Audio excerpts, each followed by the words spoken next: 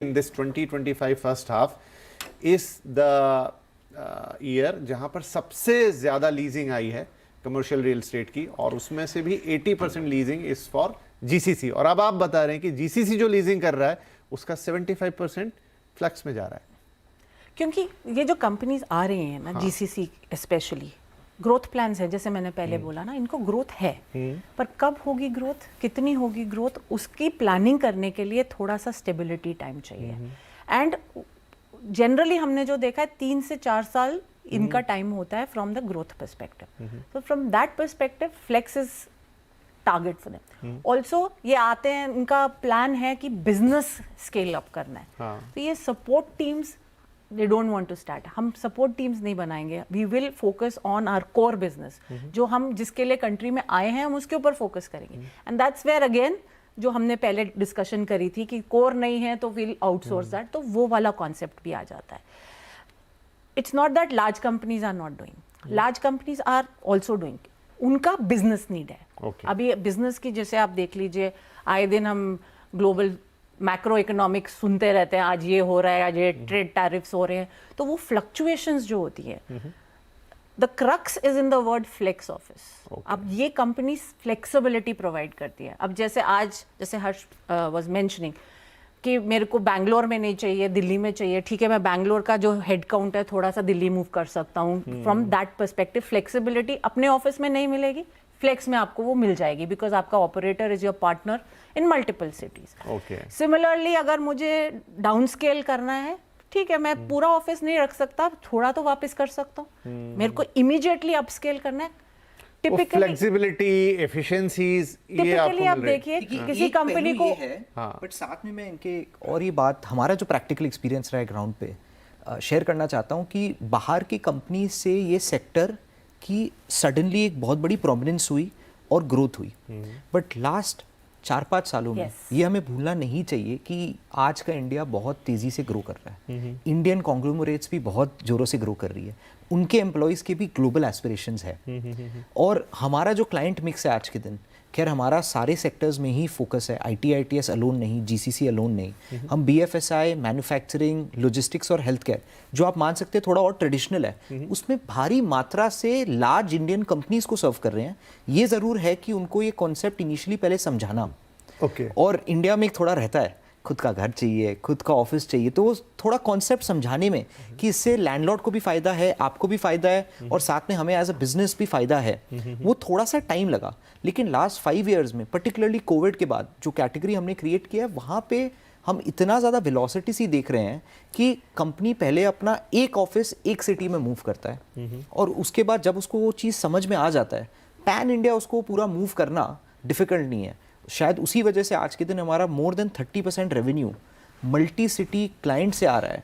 जो कुछ हमारे क्लाइंट्स ऐसे हैं जी जिन्होंने अपना कन्वेंशनल लीज छोड़ के हमारे पास आए हैं, कुछ ऐसे हैं जिनके कोई ऑफिस इंडिया में नहीं है, सारे ऑफिस उनके हमारे पास हैं। तो वो आपको एक बहुत बड़ा अंडरलाइंग पल्स बता रहा है कि कंज्यूमर का बिहेवियर चेंज हो रहा है।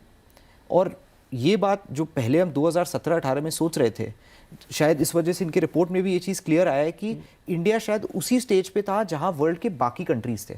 बट ये लास्ट 5-6 सालों में जो मूवमेंट हुई है इस तरफ, हमें लगता है कि अभी तो ये स्टोरी केवल स्टार्ट हुआ है, और ऑफिस का जो अब पार्टी है, India is by far the office to the world. And as long as India continues to grow and has aspiration to become a developed economy, इस स्पेस की डिमांड बढ़ते ही रहेगी। और आज के दिन हमारा, आप बाहर के बड़े बड़े सिटीज़ को देखो कि इंडिया का सारे सिटीज़ का ऑफिस डिमांड और सप्लाई मिल के भी उनसे कम होएगा, एक सिटीज़, चाहे वो न्यूयॉर्क ले ले या कोई और दूसरा सिटी ले ले। I will narrate one experience, because I think जैसे एग्जाम्पल से लोग समझते हैं। हम लोग ना as Cushman and Wakefield companies के साथ काम करना शुरू करते हैं even before they know where they want to go. अभी जैसे GCC एडवाइजरी जैसे आप ले लीजिए, हमारा जो प्लेटफॉर्म है, अगर इंडिया आना है, फिलीपींस जाना है, साउथ अमेरिका जाना है, वहाँ से हमारी उनके साथ कॉन्वर्जेशन शुरू होती है। फिर real estate is one small piece of it, but where we are seeing is India का जो फ्लेक्स ऑफिस का जो एक्सपोजर है, उनको बिल्कुल, जैसे हर्ष वाज मेंशनिंग, बिल्कुल भी समझ नहीं आता। उनके लिए फ्लेक्स बोलो तो coworking, Okay. And co-working doesn't work.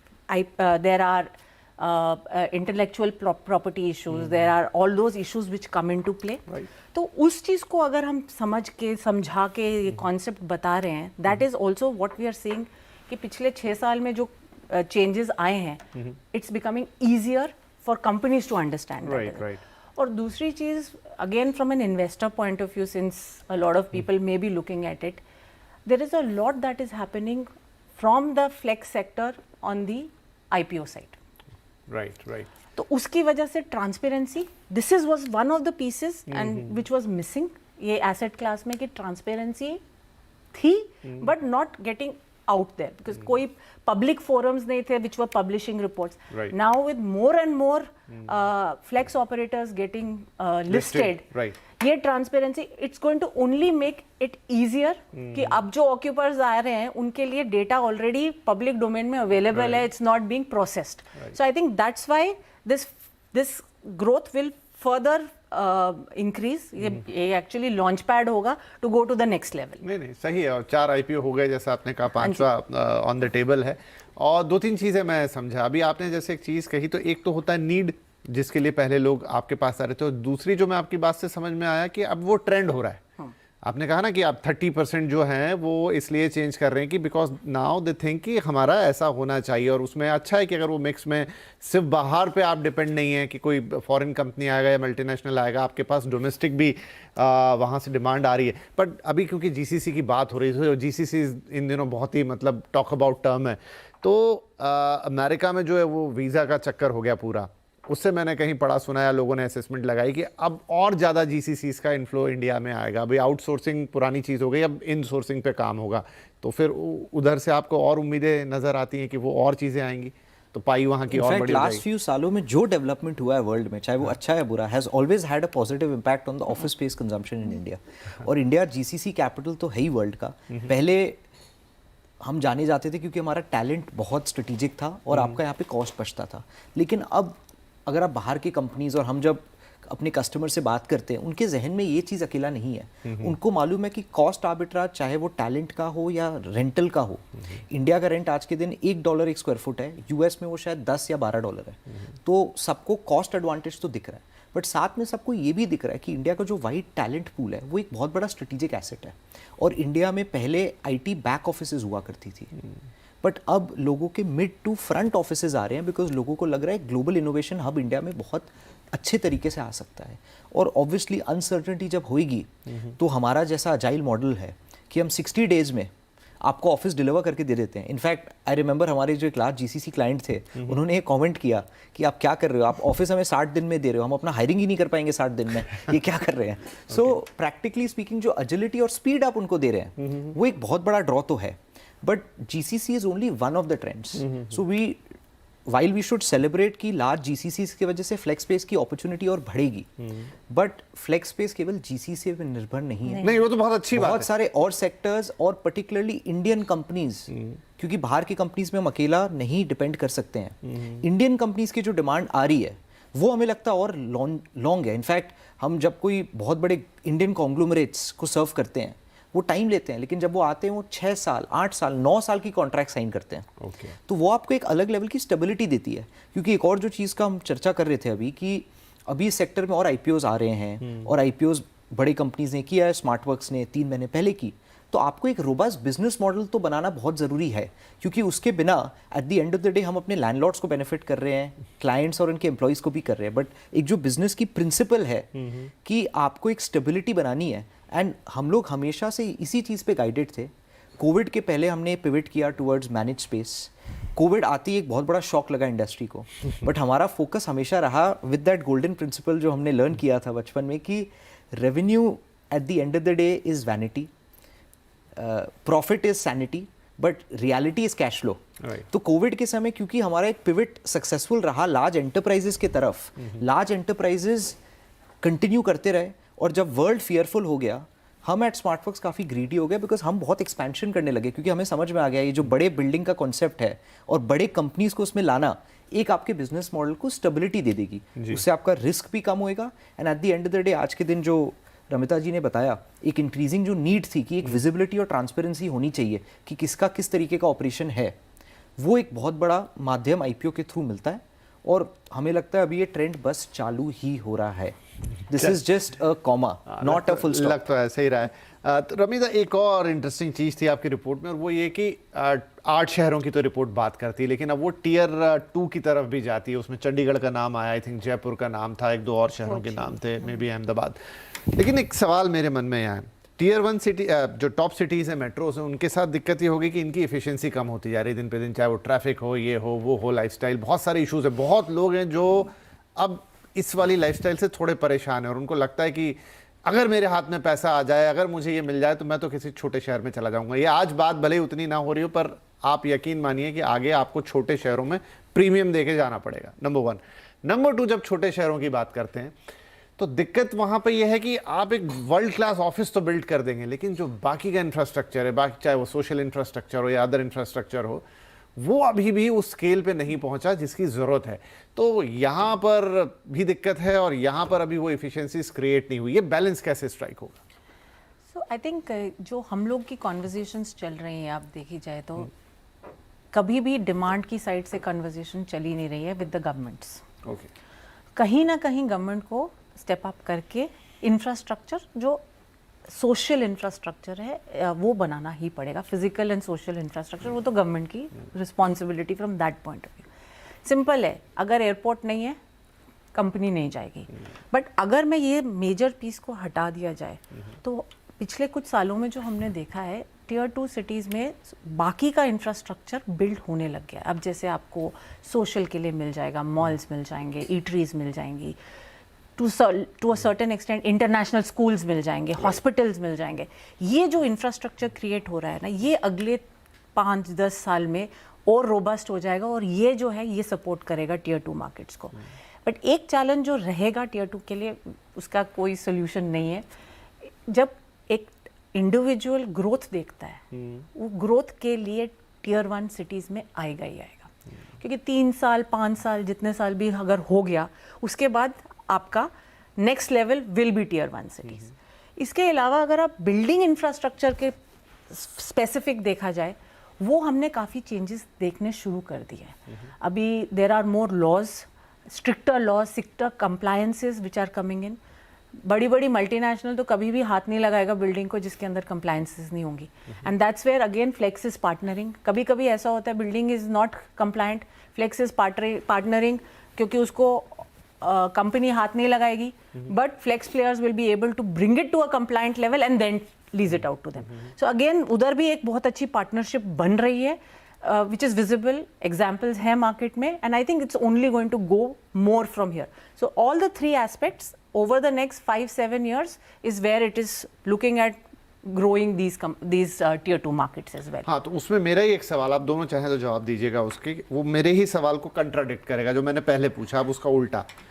अक्सर हमने देखा है कि चीज़ों का वक्त होता है। हमने देखा .com आया, उस समय तो नहीं चला, फ्लॉप हो गया, लेकिन बाद में वही इंटरनेट आज देखिए कहाँ जा रहा है और उसके दम पर कितने बड़ी कंपनीज बन गई। So everything has its own time, जब तक वो वक्त नहीं आता। एक हमने टियर 2 सिटीज़ का राउंड देखा जब आईटी कंपनीज ने कोशिश की थी, कोलकाता में की थी, जयपुर में की थी, चंडीगढ़ में की थी, लेकिन वो सब बेकार हो गया, टैलेंट नहीं मिला या जो भी कुछ रहा, ऑफिस डिफंक हो गए। लेकिन वो वक्त और आज में 15-20 साल का वक्त गुजर गया, बहुत कुछ डेवलप हुआ। तो क्या अब हमारे टियर 2 सिटीज़, जिसकी झलक आपने अभी अपने जवाब में थोड़ी सी दी, उस चीज़ के लिए तैयार हो गए जहां वो 100% तो टियर 1 जैसे तो नहीं है, लेकिन एट पार एक हद तक है विद द एफिशिएंसीज और क्वालिटी ऑफ लाइफ, जिस पे आज से 15-20 साल पहले उतनी बात नहीं होती थी, लेकिन आज होती है और लोग उसको फॉलो भी करते हैं। और वो भी हमने कोविड में देखा, बहुत सारे लोगों ने जो बड़े शहर छोड़े वो लौट के नहीं आए, क्योंकि थोड़ी फ्लेक्सिबिलिटी मिल गई, घर से काम करने का मौका मिल गया, and they are still happy there. तो क्या अब हमारे टियर 2 शहर नए इंफ्रास्ट्रक्चर, नई फैसिलिटीज, नए सोशल फैब्रिक के साथ तैयार हैं, जो 15-20 साल पहले वो नहीं दे पा रहे थे, जिसकी वजह से वहां चीजें नहीं चली, अब चल जाएंगी? दोनों आप जवाब दे दें। मैं तो एक चीज़ पहले बोलूँगी, इवन टियर 1 में सिटीज़ में आप देखिए different pockets are developing over a period. वो नई pockets itself are not ready, वही तैयार नहीं है, तो टियर 2 सिटीज़ को तो तैयार होने में अभी टाइम लगेगा। ओके, ठीक है, मेरा तो ये जवाब होगा। But Is it going to be 1 decade, 2 decade? नहीं. Another 5, max 7 years, these cities will be ready. That is my input on that. ये एक इसका बिजनेस आंसर है और एक नेशन डेवलपमेंट आंसर है। बिजनेस आंसर तो क्लियर ये है कि जो टियर 1 सिटीज़ है 90% से ज़्यादा ऑफिस सप्लाई और ऑफिस डिमांड और इकोसिस्टम वहीं पे है। तो क्लियरली जहाँ पे हमें एक बड़ा वॉल्यूम मिल रहा है और पर्टिकुलरली हमारे मॉडल में बहुत बड़े कैंपसेस जो हम लेते हैं 5 लाख 7 लाख स्क्वायर फुट के, वो शायद आपको टियर 2 सिटीज़ का पूरा सप्लाई उतना ना हो, सो वो आपको शायद मिले नहीं। और बड़े कंपनीज भी ओवरनाइट शिफ्ट नहीं करेंगे, लेकिन ये चीज़ क्लियर है कि टियर 1 में जैसे जैसे इंफ्रास्ट्रक्चर के बॉटलनेक्स आएंगे, टियर 2 कोविड के बाद एक रीसेट तो आया है और हर चीज़ की एक टाइम आती है। And particularly we are very excited and we been very actively investing in tier 2 cities because we feel that is one of the important legs as the nation develops. And future में office space की वहाँ पे demand तो होएगी, but एक जो और contrary बात है कि बहुत बार इंफ्रास्ट्रक्चर नहीं होता है टियर 1 सिटीज़ में भी, बट क्योंकि ऑफिस था, डिमांड था और कंपनीज आ गए तो ऑटोमेटिकली उसके इर्द गिर्द सारा इंफ्रास्ट्रक्चर और एक्सेलरेट होकर डेवलप हो जाता है। तो बहुत बार एक जो फोर्सिंग मैकेनिज्म आपको चाहिए, और जो कुछ शहरों के आपने जिक्र किया वहाँ पे इंफ्रास्ट्रक्चर बहुत बार क्रिएट हो गया लेकिन ऑफिस डिमांड और सप्लाई नहीं थी। तो अब अगर उल्टा हो रहा है कि कंपनीज आ रहे हैं और जॉब है, तो ऑटोमेटिकली बाकी सारा इकोसिस्टम तो एक फोर्सिंग मैकेनिज्म बन गई, और वही हम चाहते हैं कि और हो। Perhaps that is not the perfect way in which infrastructure should get developed, and उसकी लिमिटेशंस आप टियर 1 सिटीज़ में भी देख रहे हो। बट हैविंग सेड दैट, अगर कुछ फोर्स नहीं हुआ, फोर्सिंग मैकेनिज्म, तो वो आपको होता हुआ दिखेगा भी नहीं। ठीक है, तो मतलब इसके लिए थोड़ा इंतजार करना पड़ेगा कि कैसे ये कहानी निकल कर आती है, पर पता नहीं क्यों मुझे थोड़ा सा सेंस आता है कि ये जल्दी ही हम होता हुआ देखेंगे। शायद जैसे फ्लेक्स हुआ है, शायद ये वाला चीज़ भी और जल्दी हो। You never say no, but potential बहुत है।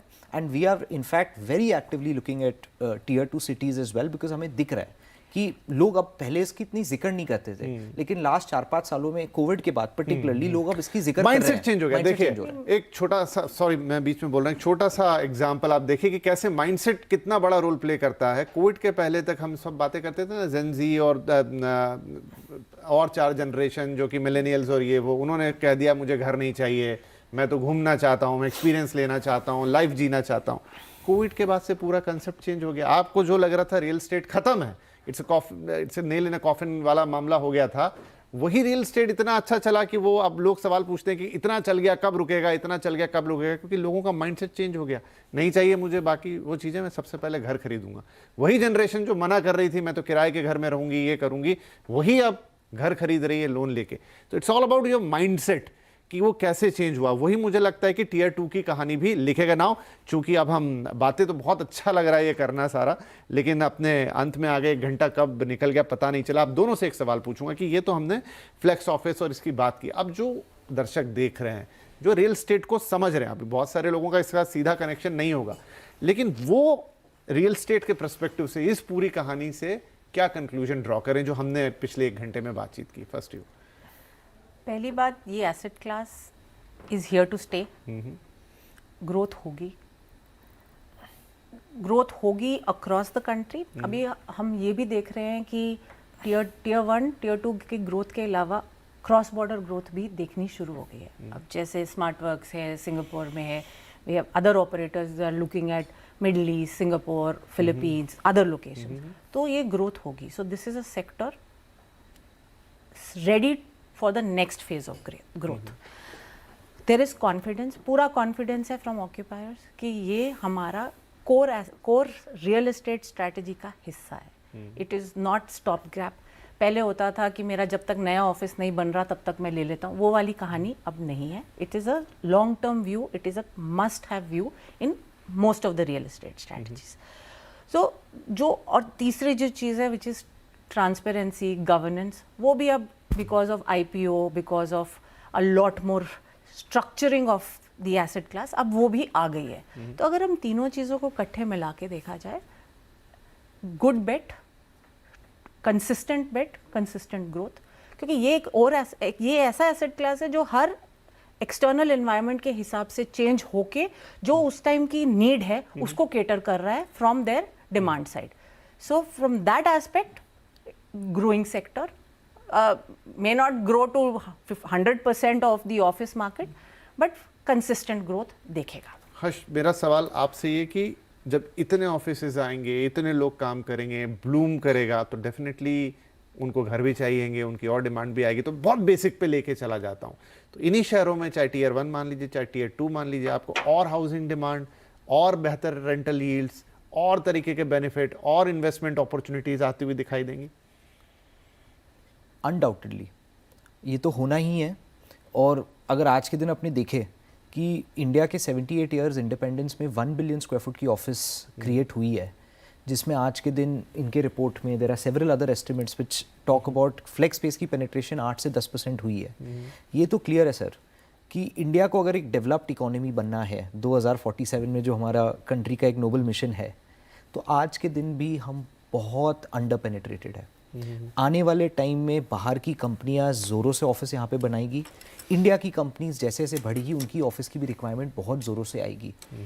Are believe fundamentally is the next 1 billion square foot which will come in the next 10 to 15 years, a disproportionate share of that will not be leased, they will be managed. Okay. और यहीं पे एक drift आपको जाता हुआ दिखेगा, और ये सेक्टर का हमें बहुत फ्यूचर ब्राइट लग रहा है। और साथ में जैसे जैसे ये सेक्टर ग्रो करेगा, why are we limiting only to real estate, जो आपका एक डिमांड बढ़ेगा, साथ में आपकी इकोसिस्टम कितनी बढ़ेगी। अगर आज के दिन हमारे यहाँ 2 लाख लोग डेली आते हैं, तो साथ में कोई वेजिटेरियन थाली खा रहा है, कोई जिम यूज़ कर रहा है, कोई अपना लॉन्ड्री कर रहा है, तो अपने घर में जो वो कंजम्पशन कर रहा है वो ऑफिस में लेकर आ रहा है। तो पूरी जो इकोसिस्टम है वहाँ पे कंजम्पशन इतना अपलिफ्ट हो रहा है, क्योंकि आप एक ऐसा माहौल क्रिएट कर रहे हो एस्पिरेशनल अम्यूनिटीज़ का, कि आपको लग रहा है, जो अगेन यूएस में काफ़ी साल मैंने बिताए हैं, जो आपको लगता था जब आप ये बड़े बड़े कैंपसेस जाते थे गूगल मेटा के, कि आप एक काम करके मज़ा आ रहा है, आप अंदर जा रहे हो, और अंदर आप जब वापस निकल रहे हो ऐसा नहीं लग रहा कि आप थक गए हो आज, आपको लग रहा है आप अपने पेट को वॉक करवा रहे हो, आपका वहाँ पे आप फूड कोर्ट में जा रहे हो। तो ऐसा क्यों ना हो इंडिया में कि where work becomes a way to live, not the other way around. That is the more important connotation rather than जो रियल एस्टेट की ग्रोथ होगी। बिकॉज अगर वो ग्रोथ होगी तो इंडिया की as a society overall wellbeing holistic growth होगी, and वो वर्क में भी दिखेगा, क्योंकि अच्छा एम्प्लॉई, हैप्पी एम्प्लॉई आपको अच्छा काम करके देगा, एंड नेशन की डेवलपमेंट भी उसी बेसिस पे होगी। And to answer your question directly, in tier 1 also हमने ये देखा है कि पहले आता है ऑफिस और फिर बाकी एसेट क्लास धीरे धीरे फॉलो करती है। तो इट्स अ गिवन, ग्रोथ होगी, रियल एस्टेट की ग्रोथ होगी।